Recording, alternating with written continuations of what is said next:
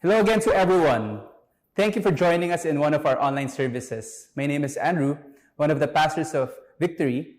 We are currently on the last part of our series, A New Hope. We pray that this series had been helpful, infusing hope to all of you watching online. Again, I'd just like to share this quote, which I mentioned during the first week of this series. Someone once said this, as quoted by Pastor Steve, our founder. Man can live about 40 days without food, about 3 days without water, about 8 minutes without air, but only for 1 second without hope. Why? Because in Hebrews, it says that hope is the anchor of our soul. Without hope, we'd probably lose the motivation to live. Being filled with the hope of God and His promises is something that we need all the more, especially in this global crisis that we are facing. Let's read our text for today's sermon as we end this series, A New Hope. If you have your Bibles with you, kindly open them with me to Acts chapter 4, verses 23 to 31. Acts chapter 4, verses 23 to 31. So all turn there with me.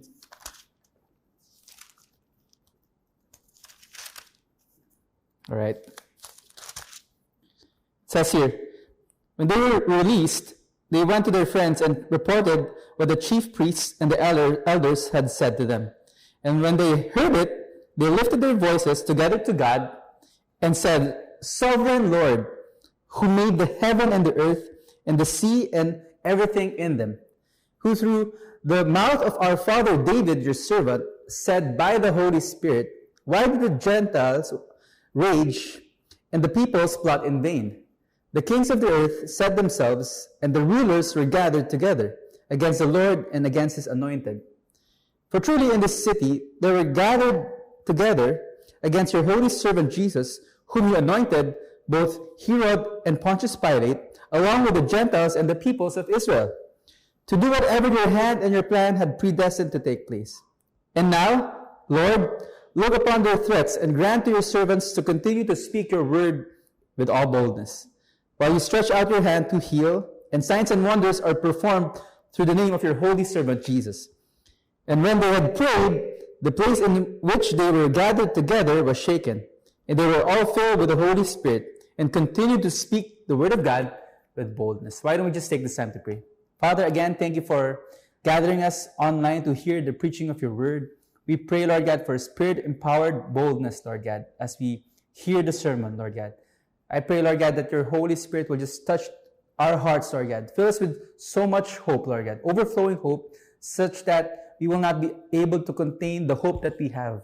And we will have no recourse but to share and preach this hope to the world. In Jesus' name we pray. And everybody say online, Amen, amen. Okay, today the theme for our preaching is Spirit-empowered prayer for boldness. As Christians, we should not just be receivers of hope, but also givers of it. Ideally, we should also be channels and conduits of hope. The hope we have in God and His one and only Son, Jesus Christ, isn't meant to stay with us alone, but we are also to proclaim this hope to the world. The hope that the original disciples had through the power of the Holy Spirit wasn't just meant to stay with them. They were to be channels of hope to the entire world. Kaya nga, diba, sabi sa Acts 1:8, sabi doon, you will be my witnesses in Jerusalem and in all Judea and Samaria and to the ends of the earth. For all of us Christians today, this is still true. Hindi tayo dapat consumer Christians lang. What does a consumer Christian look like? A consumer Christian looks like this. We go to church, receive from God, see how Christianity benefits us, feel blessed. Now, totoo naman yun. The Word of God does say a lot of good things that we will get from His Word that will benefit us. The Word of God changes us for the better. Pero nagiging all about me, us. What can the church do for me? Ask not what the kingdom can do for you, but what is my part in advancing the kingdom of God. Yan, diba? Parang John F. Kennedy lang. We are called by God to be His witnesses, to be a channel and conduit of hope to the world. And how many of you know, for all of you watching online, that we have the greatest hope for humankind, and that is Jesus Christ. No matter what people will say out there, last time I checked, siya pa rin talaga ultimately yung kailangan ng mundo. Do we dare just keep him to ourselves? Right? Now, understandably, as much as we all want, all Christians to be really gung-ho and be passionate for the Lord by preaching the gospel proactively and sharing about what God had done in us to the rest of humanity, admittedly, yung reality kasi ng mundo natin is broken. Alam naman natin yan, tama? We live in a broken world that will not automatically receive our message with arms wide open. Yes, for us Christians, we're going to be swimming upstream. Hindi ganun kadali to testify about our Lord Jesus Christ. Many of you know this. Many people reject Jesus Christ in the world today. And this is why I believe that many of us lack the boldness and courage to preach the gospel. This is why many of us are not being channels and conduits of hope that we have in Jesus Christ. Kasi diba masakit ma-reject? Yan. O mga singles, nagre-react na naman kayo. Kala nyo, kayo na naman pinatatamaan ko. Pero hindi. Masakit to be opposed strongly, right? Because they do not believe our message. Now, for today's text, amazingly, we see that the early disciples had their own share of challenges as well. Even though the disciples were filled with the power and the presence of the Holy Spirit, their ministry did not come without challenges. If you remember, last week, we looked at the very first healing miracle recorded in the book of Acts, found in Acts chapter 3. Nagkatotoo yung mga promise ni God. The power of the Holy Spirit was on the disciples.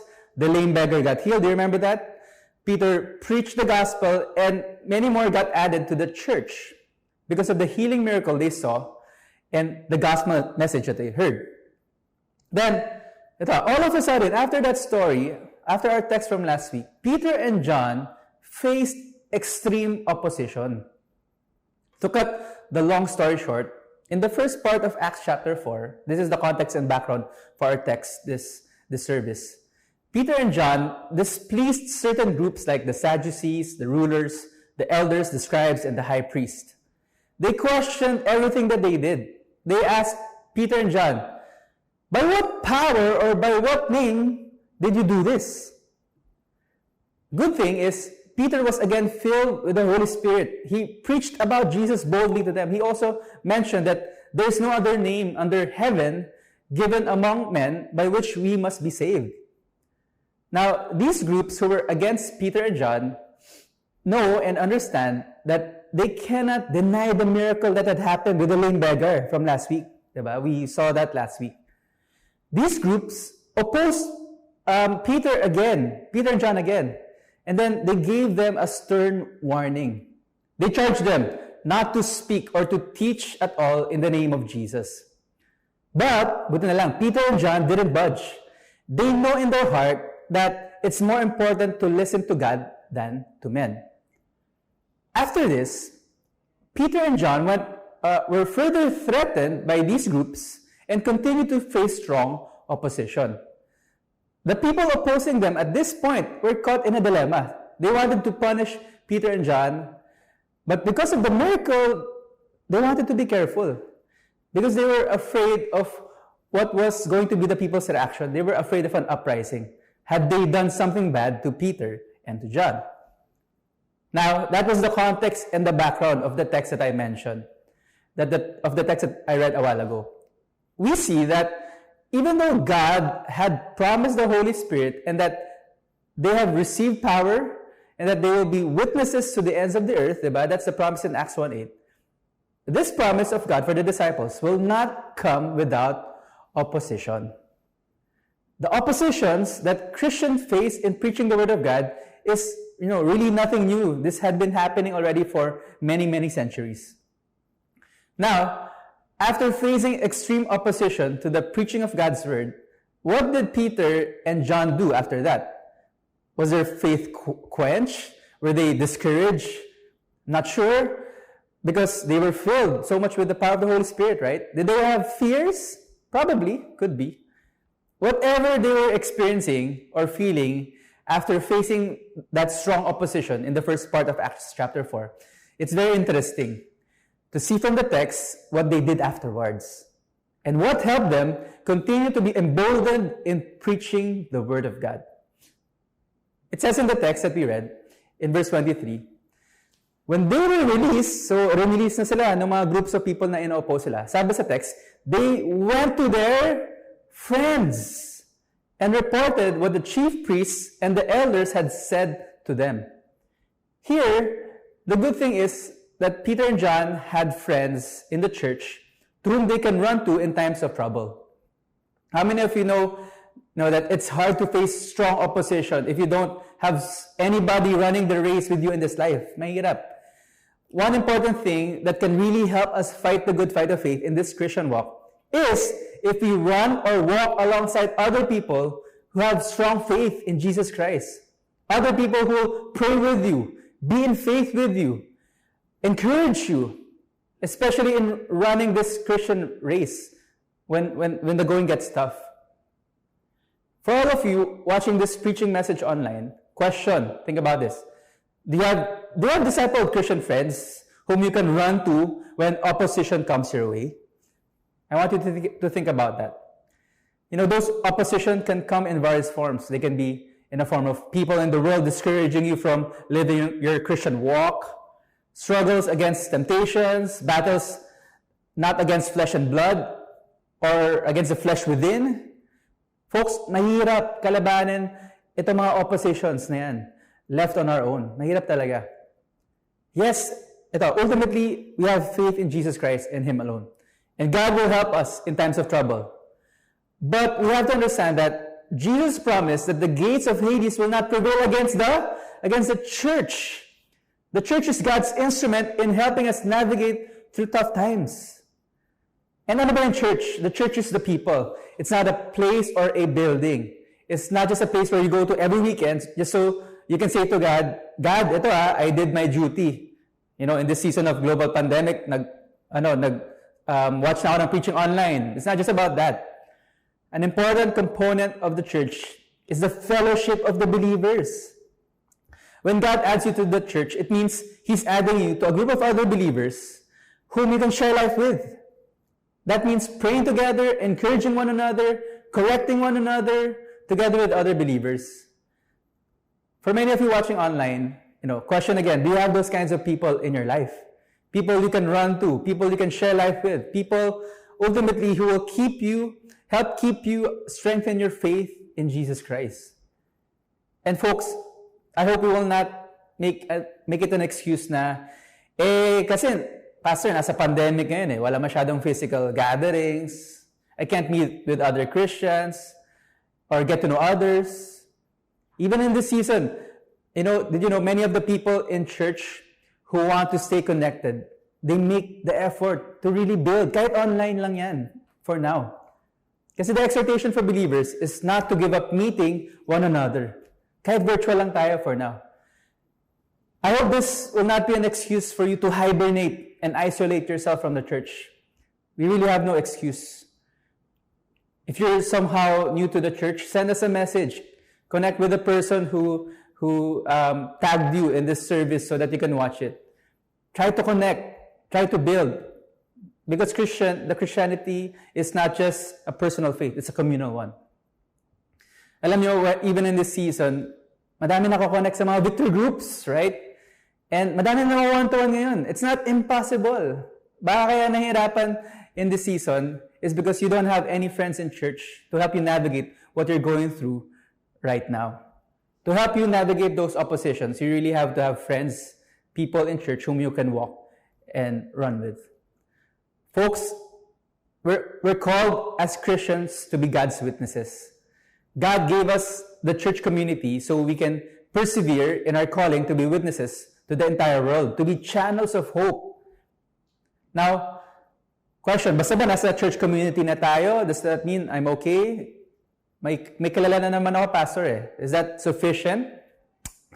Isn't that enough to give us boldness in preaching God's word? Is that enough already? Yan. Question.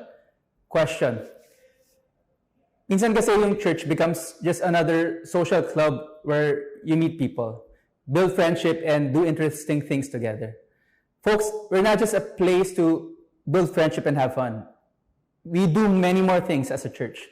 And that will help us build one another's faith. Now, madami yung mga bagay na yun, but one of the primary things that we should do, and as seen from the text, is this. We should pray together with the church community. We do this so we can have a spirit-empowered kind of boldness in facing the oppositions in life. This is what Peter, John, and the disciples did when they faced strong opposition. In order to face the opposition that they were facing, they gathered as a church community and they prayed. In Acts 4, verse 24, it says there, "And when they heard it, they lifted their voices together to God and said," from verse 24 up to verse 30, kita mo dyan sa book of Acts, yung prayers nila were documented. And I think, we are blessed to have some of the prayers of the prophets and the apostles written in the Bible because it helps us to know how we should pray. Ladies and gentlemen, praying isn't just about talking to God. Yes, it's talking to God, but it's more than that. It's not just about saying whatever we want to say to Him. Now, it's true that, so totoo yun, we talk to God in prayer communication, but did you know that there's a right way of praying? We should be educated on how we should pray. To do so, we look and study the prayers of the Bible so we know how we should properly pray. Now, first thing they said in this prayer is this. Sabi nila Peter and the disciples, "Sovereign Lord, who made the heaven and the earth and the sea and everything in them." Our God is sovereign, amen? I hope that when we pray, we remember God's sovereignty. Nothing will ever thwart His purposes. God's sovereignty means that He is in control no matter what the situation. He created the heavens and the earth. Everything works out together for the good of His purpose. You know why Christians can have peace even in the midst of a global pandemic? It's because we know that we can trust in a sovereign God who is sitting on a throne, and at the end of the day, God is still in control. We may not understand everything that's happening, why the economy is like this and like that, why many people are affected. Lots of people today have questions and doubts, sometimes against God. But in each time, I'm reminded na nga pala, God is sovereign. At hindi lang siya sovereign, but He's a loving, benevolent, good, and kind God.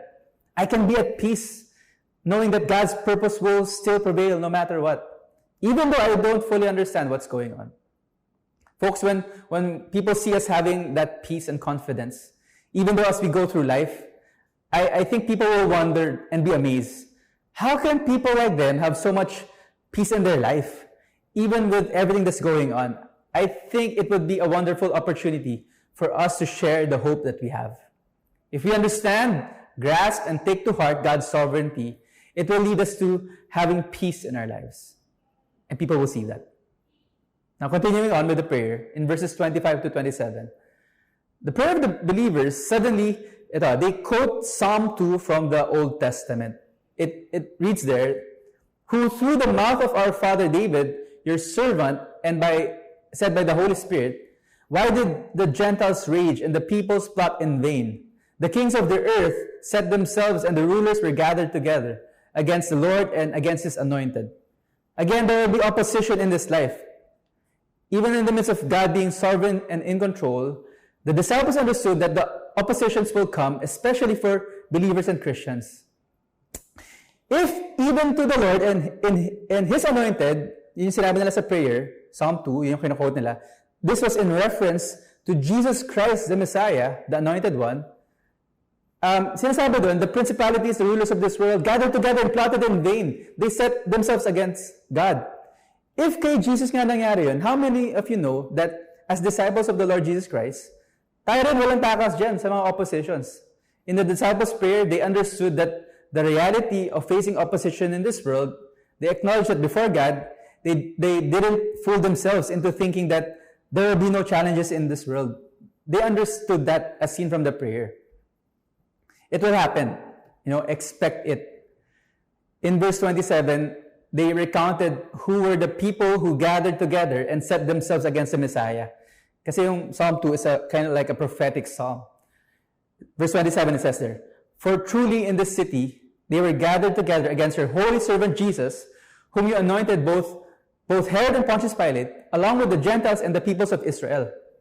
Then in verse 28, it says there, "To do whatever your hand and your plan had predestined to take place." I find verse 28 amazing because we see that true and real opposition had come against Jesus Christ. But verse 28 tells us that this is all part of God's sovereign and foreordained will. We see the sovereign hand of God at work in all of these things. If you remember, the Pharisees during Jesus' ministry here in this world continually plotted against him and tried to look for something against the Lord Jesus Christ. Every single time. But because his time had not yet come, he would always outsmart them. Diba? Kasi siya naman talaga si Lord. But in the end, when his time had come, so as to fulfill the sovereign will of God, he was handed over to the religious rulers and the high priest. The high priest charged Jesus of committing blasphemy, if you remember that. And thus, it led to Jesus' eventual death on the cross. The passage of Scripture, verse 28, tells us that, even though men who put Jesus to death were responsible for their actions, in God's infinite and incomprehensible wisdom, He used the wrong, sinful actions of men to orchestrate the death of His one and only Son, Jesus, on the cross. How many of you know only God in His infinite wisdom could be able to do that? He allowed evil, opposition, and suffering to happen to Jesus to accomplish His greater and higher purpose. I think what we can learn here is this, that God's will always have a greater and a higher purpose in everything, in all things. In our time and season, even though so many bad things may be happening, we can trust God's sovereign will. All things work out for the good of those whom God loves. If you're experiencing pain, suffering, trials, huge challenges, and opposition right now, trust that God can turn those things around for the good. If you know that you are a child of God, we can trust that He always remains to be in control of our situation no matter what. Amen? Amen. Now lastly, as the prayer ends here, it says in verse 29 to 30, "And now, Lord, look upon their threats and grant to your servants to continue to speak your word with all boldness, while you stretch out your hand to heal, and signs and wonders are performed through the name of your holy servant, Jesus." God used the threats of those people ultimately for His greater purpose and good. But still, it doesn't take away the fact that the opposition, the threats, they are real. They cause fear, they cause anxiety and harm to people. Totoo po yun. Thus, the prayer of the disciples is for them to speak God's word with boldness. And as they speak God's word with boldness, then they are trusting and believing that signs and wonders will follow them. People of God, all of you watching this online, let's pray that prayer together. Let's pray a Spirit-empowered prayer for boldness. Let's ask God that even in this world, which did not receive Jesus, even though everything was made through Him, that we will be able to preach God's word with boldness, even in the midst of strong opposition that we will face. I think that is God's will for us. That's what we're called to do. That's our responsibility as Christians. Whenever we talk about the sovereignty of God, you know what? This doesn't take away mankind's responsibility. Our responsibility, should you choose to accept it, and we will be held accountable to this, is to pray and ask God for boldness to preach His word. And I believe that because this is God's will, He will grant us our prayers and our desires. Preach His word we shall, and we will be a channel and conduit of God's hope to the rest of the world. Okay, just to recap, again, what do we learn from the prayer of the disciples? Number one, that God is sovereign and He is in control. He is seated on a throne, high above, and nothing will thwart His purposes. Number two, the disciples acknowledge in their prayer the opposition is real and it will come, definitely. Life will not be without challenges. Number three, even though opposition will come, God is still in control. Ulit-ulit, diba? Kasi totoo naman, sovereign siya. In this life, He allows even bad things to happen for a greater purpose and a greater good. But just look at what happened to Jesus. He's our perfect example for that. Our response is this: even though God is sovereign, we pray for boldness to face the opposition that we are going to face. Amen? Galing ng prayer ng disciples, no? I encourage you to read that again and meditate on that passage of Scripture. How many of you learned so many things from what the disciples prayed? let's use this as a pattern for the Spirit-empowered prayer for boldness. Lastly, as I close in verse 31, our last verse, it says there, "And when they had prayed, the place in which they were gathered together was shaken, and they were all filled with the Holy Spirit, and continued to speak the word of God with boldness."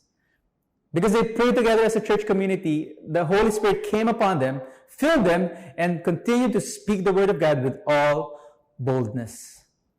Folks, it's really important that it is the Holy Spirit who will fill us.